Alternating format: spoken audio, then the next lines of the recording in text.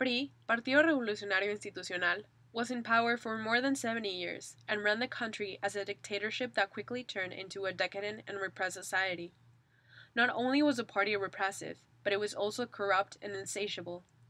They can be attributed with student genocide, the devaluation of the Mexican peso, electoral frauds, and absolute control and censorship of the media.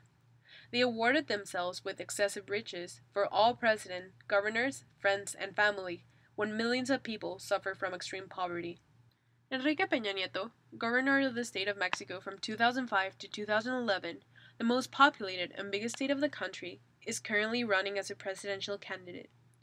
So why the concern? He is known for making some of the worst decisions for the state and was also involved in the Atenco massacre, which was an excessive act of violence conducted by the government and police forces against the inhabitants of the state. The aftermath of this includes 290 arrested and wounded, hundreds of deaths, and women violently raped. Peña Nieto justified this by saying that brutal force was necessary in order to maintain public order and peace, when the truth is, these people were only asking for justice. Even though the Supreme Court condemned him, the government followed with no action against him. Under his government, Arturo Montiel, municipal president of the state of Mexico, was accused of a multi-million-dollar fraud by taking the money from the taxes paid by the citizens of the country.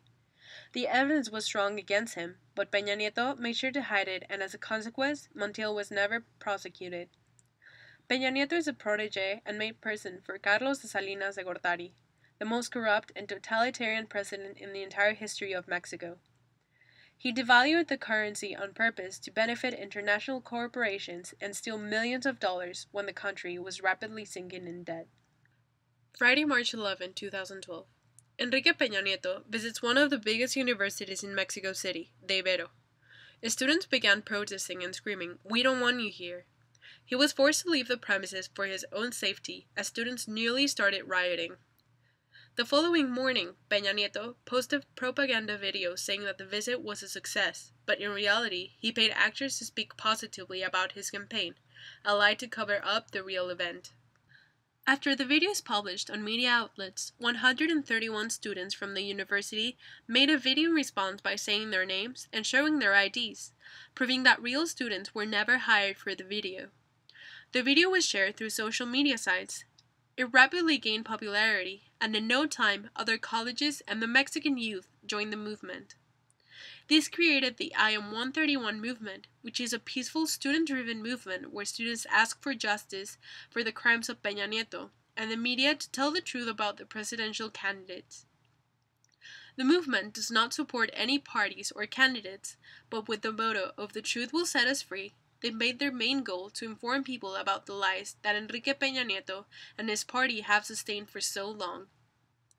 The movement also created a well-organized protest to show people that an informed vote can change the fate of the country. Regardless of this, the media still censored and published lies of the event saying only 3,000 people attended and that the anti-Peña Nieto protest failed. In actuality, more than 46,000 people took to the streets that day, where videos, photos, and comments were rapidly uploaded to negate what the media called a failure. Enraged by seeing that the media was still not cooperating with the country and its people, students from the Ibero have created another video once again, this time asking to protest and gather around on Wednesday, May 23rd to share a book, bring paint, and most importantly, bring their willingness to change and repair what is sinking the country. Fighting against censorship, lies, and false promises, the youth of Mexico is making a stand with a message that is quite clear, that they will not give up until things change.